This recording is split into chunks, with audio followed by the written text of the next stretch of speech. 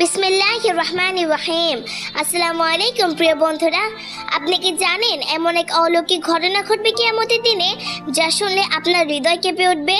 কিয়ামতের দিনে ভিড়ের দিন যখন সবাই অন্ধকারে দিশেহারা হয়ে থাকবে, তখন কোরআন শরীফ আল্লাহর প্রেমিকদের মুখ থেকে আলো হয়ে বের হবে।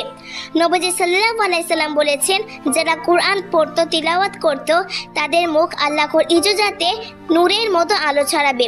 শুধু তাই নয়, কোরআন কিয়ামতের ময়দানে মানুষের সামনে দাঁড়িয়ে বলবে, হে আল্লাহ, এই বান্দা আমাকে পড়তো, আমাকে ভালোবাসতো, তাকে জান্নাত দাও।